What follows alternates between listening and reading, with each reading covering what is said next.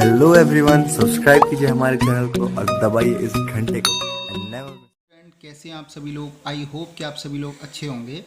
अब देखो, इस वीडियो से पहले हमने जो वीडियो आपको प्रोवाइड कराई थी, उस वीडियो में हमने जो किए थे एग्जाम्पल 12, 13, 14 और 15, ये एग्जाम्पल किए थे। अब इन एग्जाम्पल्स को करने के बाद में एक कॉन्क्लूज़न, क्या क्या कॉन्क्लूज़न निकलता है उसे हम जरा देखते हैं। ठीक है, जैसे यहाँ पर पहला कॉन्क्लूज़न निकलता है, द सम और डिफरेंस ऑफ रेशनल नंबर। क्या बोला गया? द सम और difference of rational number and irrational number is irrational. यानी कि अगर रैशनल नंबर और इरेशनल नंबर का सम करो या उनको सब्सट्रैक्ट करो, यानी कि उन्हें माइनस करो, तो जो आंसर आता है वो हमेशा इरेशनल नंबर होता है। ठीक है, ये वाला एक क्वेश्चन हमने किया था, शायद एग्जाम्पल 12 में किया था कि √2 और +21, तो हमने इसकी वैल्यू कितनी निकाली थी? 22.4142। तो ये क्या था? एक इरेशनल नंबर था। देखो, ये इरेशनल नंबर है और ये क्या है? रैशनल नंबर है। दोनों का सम किया तो आंसर क्या है? Irrational number. पाई क्या होती है? Irrational number. और 2 क्या होता है? Rational number. तो दोनों का जब डिफरेंस निकाला तो जो आंसर निकल के आया, ये क्या था? डैश करके आंसर था। तो ये क्या था? ये भी एक इरेशनल नंबर था।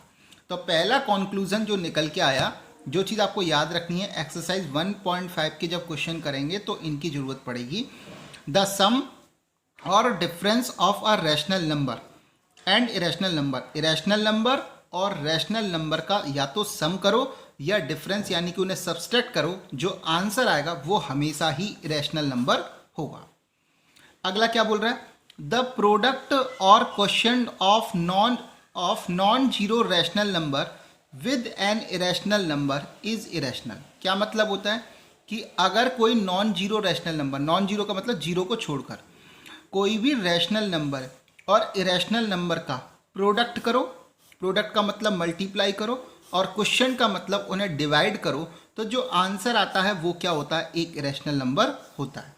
ठीक है, यहाँ देखो, √2 एक रैशनल नंबर है, इसका मल्टीप्लाई रैशनल नंबर 7 के साथ में किया, तब आंसर क्या है? 7√2। ये क्या है? एक इरेशनल नंबर है।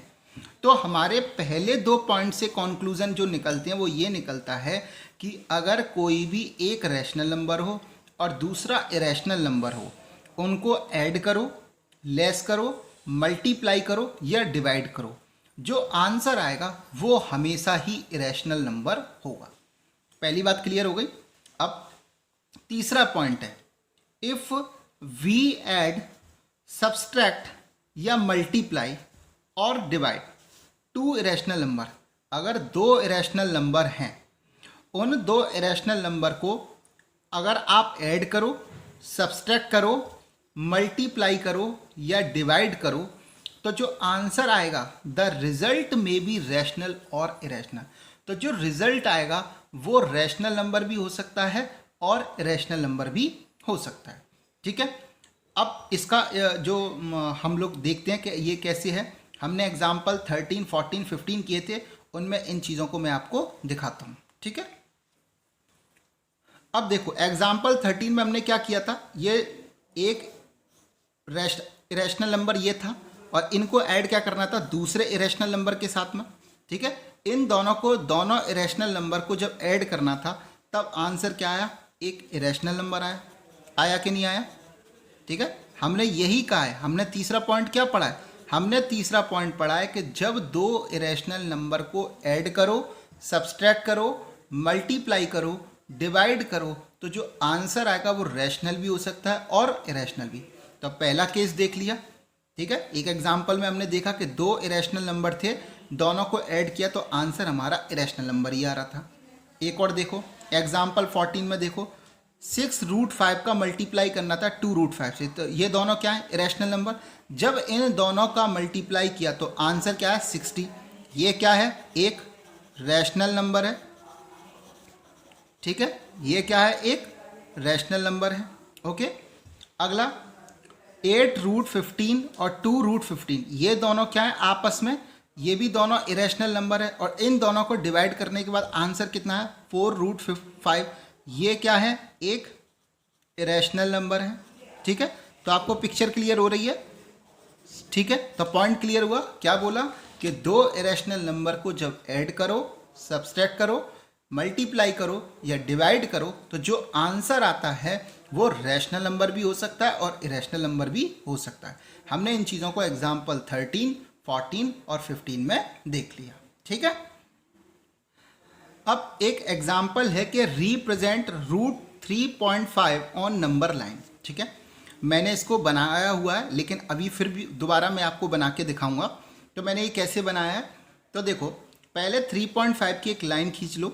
ठीक है, 3.5 की लाइन को बोलो ए और बी, और इस एक और यहाँ पर क्या 3.5 के आगे 1 सेंटीमीटर और एक्स्ट्रा में खींचना है, जिसे नाम देना सी। बी सी वाली लाइन जो है वो कितना है, 1 सेंटीमीटर। ठीक है, तो यहाँ पर ए बी की जो डिस्टेंस है वो है 3.5 का, और बी सी एक्स्ट्रा में 1 सेंटीमीटर और आपको खींचना है। ठीक है, अब ए और सी ये पूरी एक लाइन है ए सी, इसको क्या करेंगे, बाइसेक्ट करेंगे। तो देखोगे ये ए सी वाली लाइन जो है वो ओ पॉइंट पर क्या कर रही है, बाइसेक्ट कर रही है। ठीक है, अब ए ओ का डिस्टेंस लेकर आपको एक सर्कल खींचना है, सेमी सर्कल खींचना है। ठीक है, जब आप सेमी सर्कल खींच लोगे, ये ड्रॉ करने के बाद में जब आप देखोगे ये ड्रॉ हो जाएगा, उसके बाद जो बी पॉइंट था इससे आप क्या करोगे, 90 डिग्री का एक एंगल बनाओगे। आप कहना चाहिए कंपास से भी बना सकते हैं और आप डी की हेल्प से भी बना सकते हैं। तो आप 90 डिग्री का जब बनाओगे तो ये वाली जो लाइन होगी बी डी वाली लाइन, ये डी पॉइंट पर यहाँ पर इंटरसेक्ट करेगा, तो ये बी डी वाली लाइन होगी, यही 3.5 रूट 3.5 को शो करेगी। ठीक है, फिर भी ये कैसे करेगी इस चीज़ को मैं आपको दिखाता हूँ बना के। ठीक है, तो अब मैं आपको ड्रॉ करके दिखाता हूँ। देखो यहाँ पर जैसे सपोज करो मैंने एक लाइन खींच ली है, यहाँ देखो मैंने एक लाइन खींची है।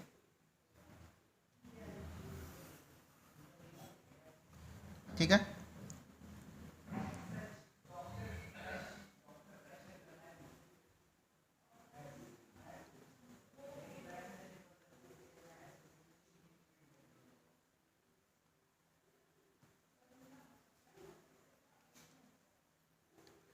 ठीक है, यहाँ पर हमने एक लाइन ड्रॉ कर ली और यहाँ पर हमने पॉइंट लगा लिए। ठीक है, अब इसको मैंने सपोज करो इस वाले पॉइंट को मैंने माना 0। ठीक है, 0 के राइट हैंड साइड पर पॉजिटिव वैल्यू होती है और 0 के लेफ्ट हैंड साइड पर नेगेटिव वैल्यू होती है। तो देखो इसको मानेंगे 1 2 3, ठीक है, आगे तक, और ये वाली वैल्यू होगी इसे -1 -2 -3 -4 -5 -6 -7। सबसे पहले इतना कर लेंगे। इसके बाद देखो अब 0 के लेफ्ट हैंड साइड में ही हम लोग लेंगे 3.5 का डिस्टेंस, 0 से के लेफ्ट हैंड साइड यानी कि नेगेटिव साइड पर ही हम क्या लेंगे, 3.5 का डिस्टेंस। ठीक है, तो देखो 3.5 का डिस्टेंस लेंगे तो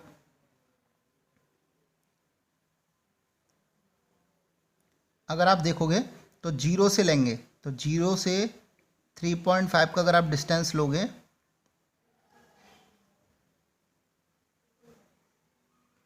तो ये वाला आएगा। ठीक है, यानी कि अगर आप देखोगे इस पॉइंट को आप बोल सकते हो ए पॉइंट, इस वाले को ओ, यहाँ पर 0 है, इस पॉइंट को आप बी पॉइंट बोल सकते हो, और यहाँ से यहाँ तक का जो डिस्टेंस है वो 3.5 सेंटीमीटर का है। ठीक है, ए पॉइंट से लेकर बी पॉइंट तक। दोबारा से बता दे रहा हूँ, 0 के लेफ्ट हैंड साइड में नेगेटिव वैल्यू है, तो 0 से 3.5 का डिस्टेंस लेना है। तो ये जो ए बी जो निकल के आया लाइन, ये क्या 3.5 सेंटीमीटर की है, और 0 से 1 सेंटीमीटर एक्स्ट्रा में लेना है। तो 0 से 1 जो है वो किसको शो करेगा, इसको सी पॉइंट बोल देते हैं, और ये 1 सेंटीमीटर को शो कर रहा है। ठीक है, ये क्या हो गया 1 सेंटीमीटर, ये एक्स्ट्रा में क्या है 1 सेंटीमीटर है। अब आपको क्या करना है, ए और सी निकल आया, अब इस ए सी की वैल्यू को आप क्या करोगे, बाइसेक्ट करोगे। ठीक है, अब बाइसेक्ट करना आता ही है आपको, 1 आधे से आधा यानी कि हाफ से ज़्यादा डिस्टेंस लेकर ऊपर एक बार सर्कल मारना, एक बार आर्क मारना है, एक बार नीचे। इसी तरीके से यहाँ से आप करोगे तो एक बार ऊपर और एक बार नीचे। ठीक है, इसके बाद अगर आप इसको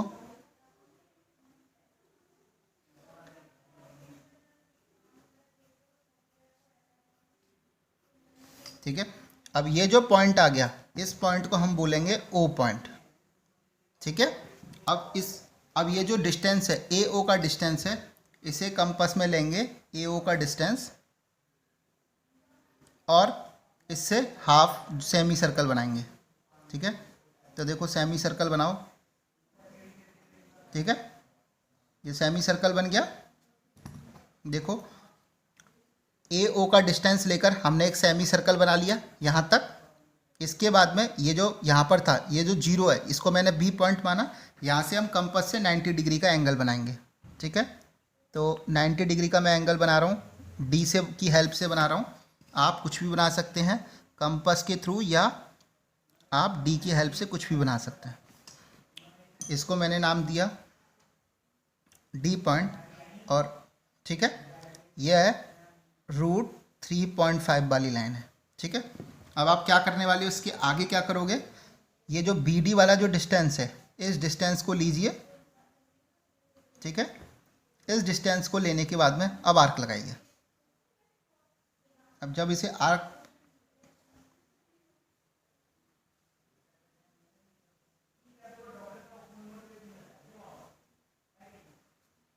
ठीक है, तो देखो ये जब आर्क लगाओगे तो ये 2 से पहले आएगी वैल्यू, ठीक है। यहाँ पर ये जो पॉइंट होगा, यही क्या होगा, √3.5 को शो करेगा।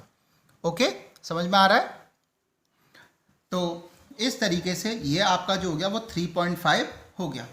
ओके, तो इसी तरीके से आपको बनाना है। दोबारा से बता देता हूँ, एक लाइन खींचनी है, उसमें जीरो के लेफ्ट हैंड साइड पर नेगेटिव वैल्यू होती है और राइट हैंड साइड पर पॉजिटिव वैल्यू होती है। जीरो के अगर लेफ्ट हैंड साइड पर देखोगे तो जीरो के लेफ्ट हैंड साइड पर आपको 3.5 लेना है, यानी कि यहाँ से लेकर ए, और ये जो जीरो है इसको बी पॉइंट मान लेंगे। ए बी वाला जो पॉइंट है ये 3.5 है, और बी और सी वाला जो पॉइंट है ये 1 सेंटीमीटर एक्स्ट्रा में लेना है।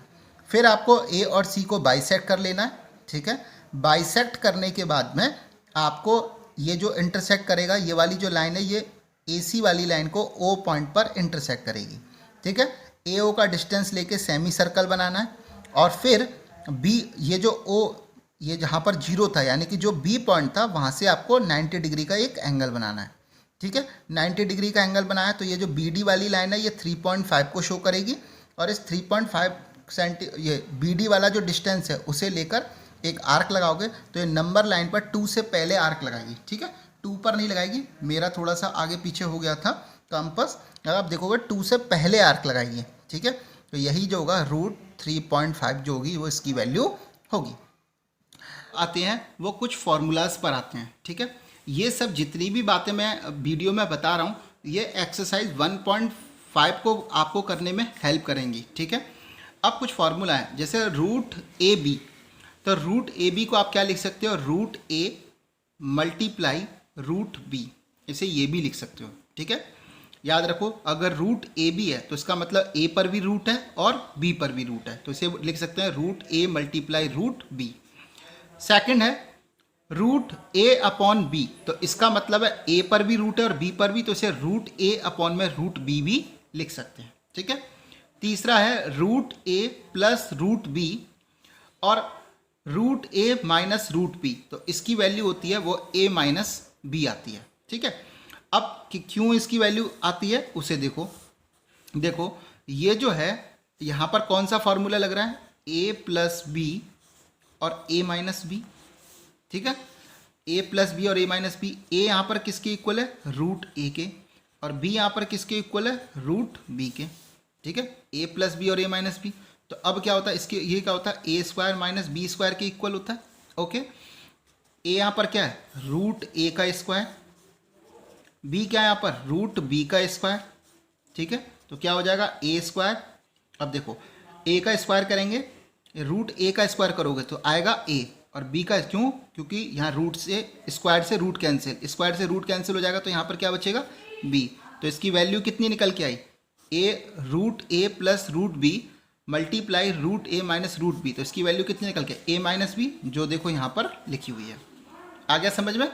इसी तरीके से A प्लस √B और A माइनस √B, ये भी वही फॉर्मूला लगेगा, A प्लस B और A माइनस B, ठीक है। इसको भी देखो, इस चीज़ को यहाँ देखो, ये भी है ए प्लस बी और A minus B is equal to A square minus B square. यहाँ ए किसके इक्वल है? अब यहाँ पर ए के ही इक्वल है और बी जो है वो रूट बी के इक्वल है। तो यहाँ पर ए का स्क्वायर, या ए तो ए के ही इक्वल है तो ए का स्क्वायर, और बी किसके इक्वल है? रूट बी का स्क्वायर। ठीक है, तो यहाँ पर ए का स्क्वायर रहेगा और यहाँ स्क्वायर से रूट कैंसिल होगा तो माइनस का बचेगा बी, तो ए स्क्वायर माइनस बी, तो ये रहा ए स्क्वायर माइनस बी। आगे चलते हैं। पांचवा पॉइंट है root A plus root B.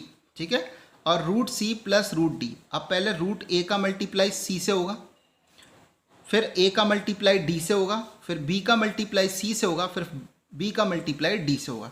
अब रूट ए और रूट सी का मल्टीप्लाई होगा, तब आप इसे क्या लिख सकते हो? रूट ए सी भी लिख सकते हो। ठीक है कि नहीं है? देखो इस चीज़ को, इतने से पार्ट को मैं आपको यहाँ करके दिखाता हूँ। पहले रूट ए का मल्टीप्लाई किससे हुआ? रूट सी से हुआ। फिर प्लस रूट ए का मल्टीप्लाई किससे हुआ? रूट डी से हुआ। फिर बी का मल्टीप्लाई किससे हुआ? रूट सी से हुआ। फिर बी का मल्टीप्लाई किससे हुआ? रूट डी से हुआ। तो इसकी क्या वैल्यू निकल के आएगी?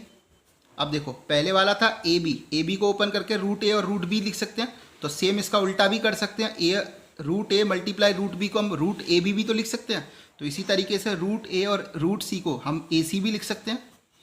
इसको क्या लिख सकते हैं? A D. इसी को क्या लिख सकते हैं? B C. और इसको क्या लिख सकते हैं? B D. लिख सकते हैं कि नहीं? तो भाई देखो root A C, root A C, root A D, root A D, root B C, root B C, और root B D, root B D. समझ में आ गया? इसी तरीके से root A plus root B का स्क्वायर। अब यहाँ पर देखो कौन सी आइडेंटिटी लग रही है, तो इस चीज़ को यहाँ पर समझोगे तो आपको समझ में आएगा। ए प्लस बी का स्क्वायर क्या होता है? ए का square plus 2ab plus B का स्क्वायर। यहाँ पर ए क्या है? रूट ए, तो रूट ए का स्क्वायर प्लस 2, ए की वैल्यू क्या है? रूट ए, और रूट बी, और बी क्या है यहाँ पर? रूट बी का स्क्वायर।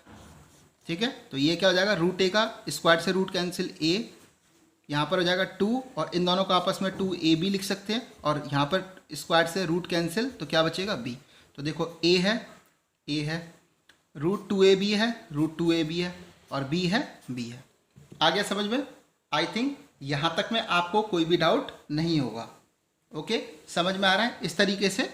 तो ये फॉर्मूले, ये जो लिखे, ये किस तरीके से ड्राइव करके लिखे गए हैं वो चीज़ मैंने आपको समझा दिया। ओके, अब हम आते हैं एग्जाम्पल 16 पर। एग्जाम्पल 16 में क्या बोल रहा है कि 5 प्लस रूट 7 और 2 प्लस रूट 5, इसको आपको क्या करना है? सिंप्लीफाई करना है।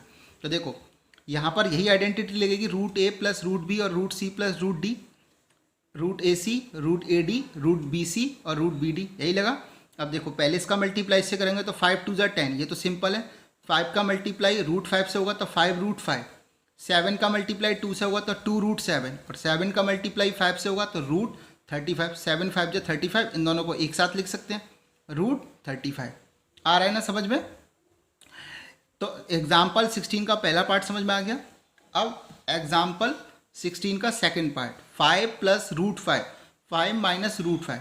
तो हमने एक आइडेंटिटी अभी देखी है, देखो ये रही आइडेंटिटी, ये वाली देखिए, a plus root B, A minus root B is equal to A square minus B. ठीक है, तो वही लिखेंगे a प्लस रूट बी और a minus root B is equal to A square minus B है। ठीक है, अगर आपको नहीं भी हो तो आप सिंपल सी है, ये आइडेंटिटी देखो, तो पहले तो ये आइडेंटिटी मैं समझा चुका हूँ, तो इस आइडेंटिटी से भी आप कर सकते हो। a का मतलब क्या है? 5 का स्क्वायर, b क्या है पर? रूट 5 का स्क्वायर, तो 5 का स्क्वायर 25, और स्क्वायर से रूट कैंसिल 5, कितना हुआ? 20। और फिर भी अगर आपको कोई डाउट लगता है तो आप सिंपल सा करो, कुछ नहीं, a plus B, A minus B is equal to A square minus B square. ठीक है, यहाँ a की वैल्यू है 5 और b की वैल्यू क्या है? रूट 5। तो a का स्क्वायर का मतलब क्या हुआ? 5 का स्क्वायर माइनस b का स्क्वायर का मतलब रूट 5 का स्क्वायर, 25, स्क्वायर से रूट कैंसिल 5, आंसर कितना आ गया? 20। ठीक है, तो आपको क्योंकि मैंने ऊपर आइडेंटिटी ये वाली बता चुका था, ठीक है, तो ये वाली आइडेंटिटी फोर्थ आइडेंटिटी बता चुका था, तो मैंने फोर्थ आइडेंटिटी लगा दी। लेकिन अगर आपको आइडेंटिटी याद नहीं रहती है तो ये वाली आइडेंटिटी तो आपने पढ़ रखी हैं 8th क्लास में, ठीक है। तो इनसे भी आप इसे आराम से सॉल्व कर सकते हो। ओके, अब आगे देखो √3 प्लस √7 का स्क्वायर, ठीक है। तो हमने आइडेंटिटी बताया था √a प्लस √b का स्क्वायर क्या था, a plus 2 √ab plus b बता चुका हूँ। लेकिन फिर क्या होगा, a का मतलब √3। अब यहाँ पर देखो, अगर आपको ये आइडेंटिटी नहीं भी लगानी थी, ठीक है, तो आप मत लगाइए ये वाली आइडेंटिटी। अगर आपको याद नहीं रहती आप डायरेक्टली भी कर सकते हैं, a प्लस बी का square is equal to a का square plus 2ab plus b का स्क्वायर, ये भी आप कर सकते हैं। a का स्क्वायर मतलब √3 का स्क्वायर प्लस 2a की वैल्यू √3, b की वैल्यू √7 प्लस b का स्क्वायर √7 का स्क्वायर, 3 प्लस इनका मल्टीप्लाई 2, 7 3 जा 21, रूट का मल्टीप्लाई आपस में हो जाता है, वैल्यू रूट के अंदर आ जाएगी और प्लस √7 यानी कि स्क्वायर से ये रूट कट गया 7, 7 और 3 कितना हो गया 10 प्लस 2 √21। ओके, इसके बाद आगे देखो फोर्थ वाला पार्ट देखो, √11 माइनस √7 और √11 प्लस √7, तो a माइनस बी और a प्लस बी वाला फॉर्मूला लग गया, ठीक है। तो आप उससे भी इसको आराम से कर सकते हैं। वैसे मैंने आइडेंटिटी समझा रखी है कि √a माइनस √b और √a plus √b a minus B होता है, तो 11 माइनस 7 करके 4 कर दिया मैंने, ठीक है। पर आप इस क्वेश्चन को और भी कैसे कर सकते थे, तो सीधा सा था a माइनस बी और a plus B is equal to a का स्क्वायर माइनस b का स्क्वायर। a यहाँ पर किसके इक्वल था, √11 के, b किसके इक्वल था, √7 के।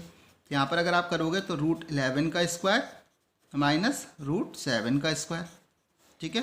तो 11 माइनस 7 इज इक्वल टू 4, ऐसे भी आप कर सकते हो इस क्वेश्चन को। ओके, अब एग्जाम्पल 17 है, वो क्या बोलता है, रैशनलाइज द डिनोमिनेटर ऑफ 1/√2। तो रैशनलाइज का मतलब क्या होता है, रैशनलाइज करना है डिनोमिनेटर को, मतलब डिनोमिनेटर को रैशनलाइज करने का मतलब हुआ कि उसे रैशनल नंबर में आपको चेंज करना है।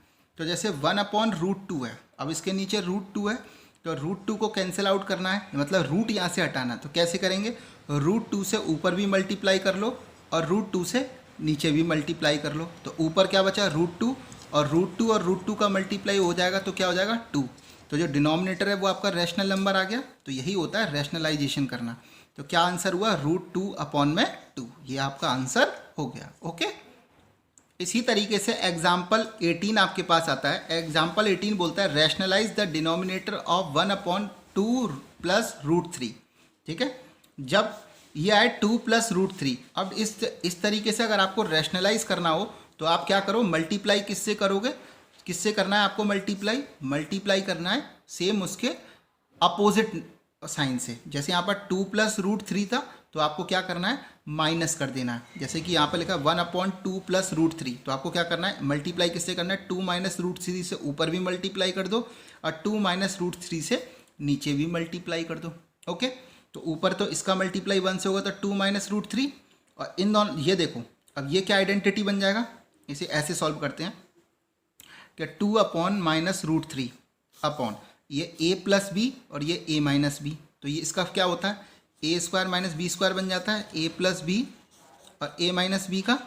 तो a 2 का स्क्वायर माइनस √3 का स्क्वायर, तो 2 माइनस √3 अपॉन 2 का स्क्वायर कितना हो 4, और ये रूट से स्क्वायर से रूट कैंसिल, बचा कितना 3, तो 2 माइनस √3 अपॉन में 1 इज इक्वल टू 2 माइनस √3, ये हो गया आंसर।